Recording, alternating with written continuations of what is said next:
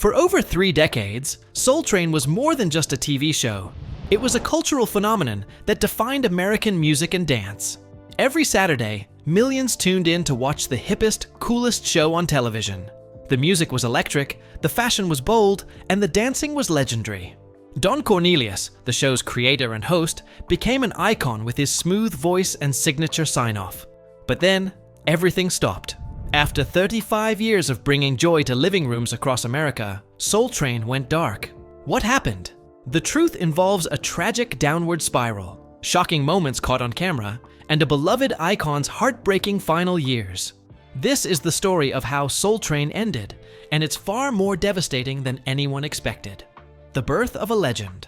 Donald Cortez Cornelius was born on September 27, 1936, in Chicago's South Side. Growing up in the Bronzeville neighborhood, young Don was surrounded by the vibrant sounds of jazz and blues that poured out of every corner. His mother worked tirelessly to provide for the family, instilling in Don a strong work ethic that would define his entire life. But music wasn't his first calling. After high school, Cornelius joined the United States Marine Corps in 1954. He served for 18 months, gaining discipline and structure that would later help him navigate the cutthroat world of television. When he returned to Chicago, he worked as a salesman, selling automobiles and insurance. The job paid the bills, but it didn't feed his soul. Something was missing. In 1966, at the age of 30, Cornelius made a bold decision. He quit his stable job and enrolled in a 3-month broadcasting course. His friends thought he was crazy. He had a wife, a mortgage, and responsibilities. But Don knew he had to try. After completing the course, he landed a job as a substitute DJ and news reporter at WVON, a black-oriented radio station in Chicago. His deep, commanding voice caught people's attention immediately. Within months, he became a full-time announcer. But radio wasn't enough. Cornelius watched shows like American Bandstand and noticed something troubling. Black artists were making the music that white teenagers were dancing to, but there was hardly any representation of black culture on television. The few times black performers appeared, they were tokens, not the main attraction. Don saw an opportunity to change that. In 1967, Cornelius pitched an idea to WCIU-TV, a local UHF station in Chicago. He wanted to create a music and dance show that celebrated black culture, fashion, and music. The station agreed to give him a chance, but there was a catch. He had to finance it himself. Don borrowed $400, a significant sum at the time, to produce the pilot episode. He called it Soul Train. The first episode aired on August 17, 1970, as a live broadcast from Chicago. The format was simple but revolutionary. Local high school students danced to the latest R&B and soul hits, while Cornelius introduced the music and interviewed performers. The show was raw and unpolished, but it was real. Kids saw themselves on television for the first time, dancing to music they actually listened to. The response was immediate and overwhelming. Within a year, Soul Train became the highest-rated show in Chicago. Major record labels started paying attention. Artists like Jerry Butler, the Chi-Lites, and the Emotions appeared on the show, giving it credibility. But Cornelius knew that to truly make an impact, he needed to go national. Chicago was just the beginning. The move to Los Angeles. In 1971, Don Cornelius made another gutsy decision. He packed up everything and moved Soul Train to Los Angeles. This wasn't just a relocation. It was a complete reinvention. Los Angeles was the entertainment capital of the world, home to major record labels, movie studios, and endless sunshine. But breaking into the LA market was incredibly difficult. Cornelius faced rejection after rejection. Major networks like NBC, CBS, and ABC all passed on Soul Train. They didn't believe a show celebrating black culture could succeed in syndication. Some executives told him directly that white audiences wouldn't watch, but Don refused to give up. He went directly to local stations, selling them on the show market by market. It was exhausting, but it worked. On October 6, 1971, Soul Train premiered nationally. The show aired in 7 markets initially, but the lineup was spectacular. The first episode featured Gladys Knight and the Pips, Eddie Kendricks, and Honey Cone. The set was bigger, brighter, and more dynamic than the Chicago version. Cornelius wore sharp suits and spoke with authority. The dancers, pulled from local Los Angeles high schools and colleges, brought incredible energy. What made Soul Train different wasn't just the music, it was the culture. The show became a showcase for Black fashion, slang, and dance moves that were born in communities across America. The Soul Train line, where dancers formed two lines and individuals took turns dancing down the middle, became legendary. People across the country tried to recreate those moves in their own living rooms. By 1973, Soul Train was in over 25 markets and reaching millions of viewers every week. Major artists were clamoring to appear on the show. Marvin Gaye, Aretha Franklin, James Brown, Al Green, and the Jackson 5 all performed. For many artists, appearing on Soul Train was more important than any other show because it meant something. It meant you had arrived. It meant the community embraced you. The show also launched the careers of countless dancers. Many went on to become choreographers, backup dancers for major tours, and even actors. Rosie Perez, Carmen Electra, and MC Hammer all got their starts on Soul Train. The show was a launching pad for talent in ways that American Bandstand never could be. Cornelius became more than a host. He became a cultural ambassador. His smooth delivery, impeccable style, and genuine respect for the artists made him beloved. Every episode ended with his signature phrase, "We wish you love, peace, and soul." Those words became a mantra for an entire generation. By the mid-1970s, Soul Train was a juggernaut. The show expanded to 95 markets and was watched by over 15 million people weekly. Cornelius created additional ventures, including the Soul Train Music Awards, which began in 1987 and became a major event in the music industry. He also launched a record label and merchandise line. Everything Don Cornelius touched seemed to turn to gold. The cracks began to show. But behind the scenes, things weren't as smooth as they appeared on television. The pressure of producing a weekly show, managing a growing empire, and staying relevant in an ever-changing music landscape was taking its toll on Cornelius. By the late 1980s, he started to show signs of strain. Those close to Cornelius noticed changes in his behavior. He became more withdrawn and irritable. The joy he once radiated on camera began to fade. Some attributed it to burnout. After all, he had been doing the show for nearly 2 decades without a break. Others suspected something deeper was happening. In 1993, after 22 years as the host, Cornelius made a stunning announcement. He was stepping down. He would remain as executive producer, but someone else would take over hosting duties. The news shocked fans who couldn't imagine Soul Train without Don Cornelius. But he was adamant. He said he wanted to focus on the business side and give someone younger a chance to connect with a new generation. Comedian and actor Mistro Clark became the new host, but it wasn't the same. The show's ratings began to slip. Without Cornelius's commanding presence, Soul Train felt like a different show. Critics said it lost its soul. After one season, Clark was replaced by various guest hosts, but none could capture what Cornelius brought. By the late 1990s, music television had changed dramatically. MTV and BET were dominating the landscape with music videos and reality shows. The format that made Soul Train revolutionary in the 1970s felt dated in the age of instant gratification. Younger viewers wanted quick cuts, flashy effects, and constant stimulation. Soul Train, with its simple stage and focus on dancing, struggled to compete. Cornelius tried to update the show. The set was redesigned with more lights and modern graphics. The music shifted to include more hip-hop and R&B to appeal to younger audiences. But longtime fans felt alienated by the changes, while new viewers still found it old-fashioned. Soul Train was caught between two worlds, unable to satisfy either. Behind the scenes, Cornelius's personal life was unraveling.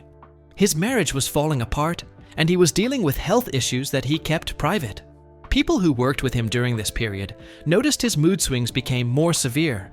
There were days when he was his old charismatic self, and days when he seemed completely detached. The final years and personal struggles. By the early 2000s, Soul Train was barely hanging on. The show that once aired in 95 markets was down to less than 20. Production budgets were slashed. Big-name artists stopped appearing because the audience was too small. The dancers who once competed to get on the show no longer saw it as a platform for their careers. Everything that made Soul Train special was slowly disappearing. In 2006, after 35 years on the air, Soul Train broadcast its final original episode. The show didn't end with fanfare or a special tribute. It just quietly stopped producing new content. Reruns continued to air for a while, showcasing the golden years when Soul Train defined Saturday mornings for millions of families. But the era was over. For Don Cornelius, the end of Soul Train marked the beginning of his darkest chapter. In 2008, his ex-wife Victoria filed for a restraining order against him, claiming he had threatened and assaulted her during their marriage, which ended in 2009. Court documents revealed disturbing incidents that painted a very different picture from the smooth, composed host America knew. In one filing, Victoria stated that Cornelius had choked her, threatened her with a weapon, and exhibited violent outbursts that terrified her. She described living in constant fear during the final years of their marriage. The details shocked those who knew Cornelius as a gentleman and professional. It revealed a side of him that he had successfully hidden from the public for years. Medical records later showed that Cornelius had been diagnosed with a serious neurological condition. The illness affected his brain function, causing mood changes, depression, and erratic behavior. Friends said the diagnosis devastated him. Don Cornelius built his entire identity on being in control, articulate, and sharp. The thought of losing those abilities was unbearable. As his health deteriorated, Cornelius became increasingly isolated. He stopped taking phone calls from old friends and colleagues. People who tried to visit him were turned away. He spent most of his time alone in his Los Angeles home, wrestling with demons that no one could see. On February 1st, 2012, Los Angeles police received a call about a shooting at a home in the Mulholland Drive area.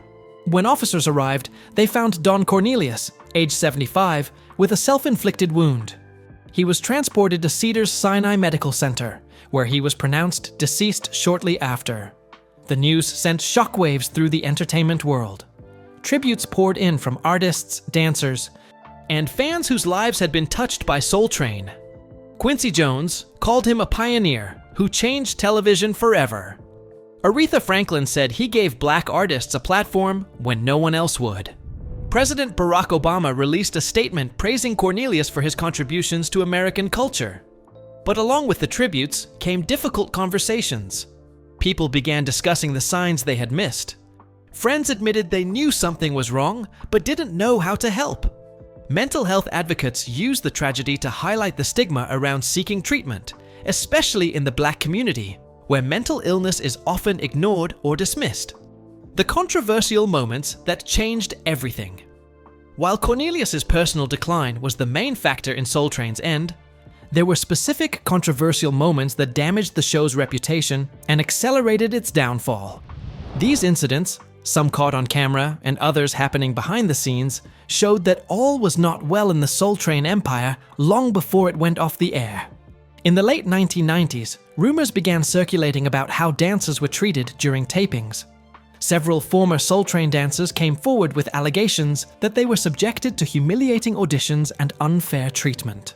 Some claimed that certain dancers were given preferential treatment based on their looks and connections rather than talent. Others said they were berated and criticized in ways that crossed the line from professional feedback to personal attacks. One particularly damaging allegation came from a dancer who said she was told she was too dark to be featured prominently on the show. Another claimed male dancers faced discrimination if they appeared too feminine in their movements. These accusations painted a picture of a show that, despite celebrating Black culture publicly, had its own issues with colorism and homophobia internally. There were also incidents involving musical guests. One rapper, who appeared on the show in 2000, later claimed his performance was heavily edited to remove lyrics the producers deemed too controversial. When he objected, he said he was told that Soul Train had standards to maintain and couldn't risk offending viewers or advertisers. The artist felt censored and vowed never to return. Another controversy erupted when a performance by a popular R&B group was cut short during a taping. According to witnesses, Cornelius stopped the recording and berated the group for not being energetic enough. The group members were humiliated in front of the live studio audience. Word spread quickly in the music industry, and some artists began declining invitations to appear on Soul Train. Perhaps the most infamous incident occurred in 2003, during what would turn out to be one of the show's final seasons. A rising hip-hop artist was scheduled to perform his hit single. The taping started normally, but midway through the performance, chaos erupted.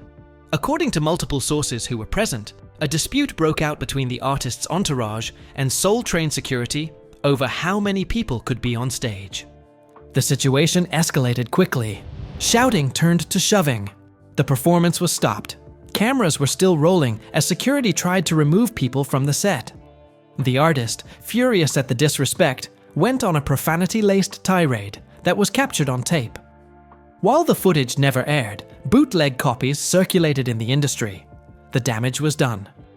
The incident reinforced the perception that Soul Train was no longer the prestigious platform it once was. These controversies, combined with declining ratings and the rise of competing music shows, created a perfect storm. Sponsors began pulling out. Stations dropped the show from their lineups. By 2005, Soul Train was barely surviving. The decision to end production in 2006 was less of a choice and more of an inevitability. The legacy and what could have been. Despite its troubled final years, Soul Train's impact on American culture cannot be overstated. For 35 years, it was the longest-running, first-run, nationally syndicated program in television history. It introduced America to countless artists who went on to become legends. It launched dance trends that are still influential today. It gave Black Americans a place to see themselves celebrated at a time when representation was nearly non-existent. The show also broke down barriers in the television industry. Don Cornelius proved that a Black-produced, Black-oriented show could succeed in syndication and attract advertisers. He paved the way for shows like BET's 106 & Park, MTV Jams, and countless other music programs that followed. Many wonder what would have happened if Cornelius had sought help for his health issues earlier, or if he had handed over creative control to someone who could have modernized the show while preserving its essence. Could Soul Train have survived into the 2010s and beyond? Would it have found new life on cable or streaming platforms? Some attempted to revive the brand. In 2013, BET launched a Soul Train Awards revival show, but it was essentially an awards ceremony, not the dance and music showcase that made the original special. In 2014, there was talk of a Soul Train movie or documentary, but plans never materialized. The Soul Train archives, containing thousands of performances by legendary artists, remain a treasure trove of American music history. Some performances are available on YouTube and other platforms, giving new generations a glimpse into what made the show special. But much of the archive remains unreleased, tied up in legal and rights issues. Don Cornelius' story is ultimately a tragic reminder that success and fame don't shield anyone from mental health struggles. The man who brought joy to millions every Saturday suffered in silence, unable or unwilling to seek the help he needed. His death sparked important conversations about depression, aging, and the pressure to maintain a perfect image even as everything crumbles internally. Friends and family established the Don Cornelius Foundation in his memory, focusing on supporting arts education and mental health awareness in underserved communities. It's a fitting tribute to a man who spent his career creating opportunities for young people to express themselves through music and dance. Soul Train may be gone, but its influence lives on. Every time you see a music competition show, a dance performance on television, or Black culture celebrated in mainstream media, you're witnessing the legacy Don Cornelius built. He created something that the world had never seen before, and in doing so, changed television forever. The story of how Soul Train ended isn't just about a show going off the air. It's about a man who gave everything to his vision, sacrificed his personal life for his professional success, and ultimately couldn't find peace when the cameras stopped rolling. It's about an empire that crumbled, not because it wasn't loved, but because the forces that built it were the same forces that couldn't sustain it. For those who grew up with Soul Train, the memories remain vivid. The music, the dancing, the fashion, and most of all, Don Cornelius saying those final words, "We wish you love, peace, and soul." That wish still resonates today, a reminder of what Soul Train represented at its best. A celebration of culture, talent, and community that brought people together every Saturday for over 3 decades. So what do you think? Was Soul Train's ending inevitable, or could it have been saved? Do you remember watching the show growing up? Let us know your thoughts in the comments below. If you found this story as shocking as we did, make sure to hit that like button and subscribe so you never miss our next video. And speaking of shocking announcements, you need to see what just happened with O.J. Simpson's estate. Trust me, you won't believe it.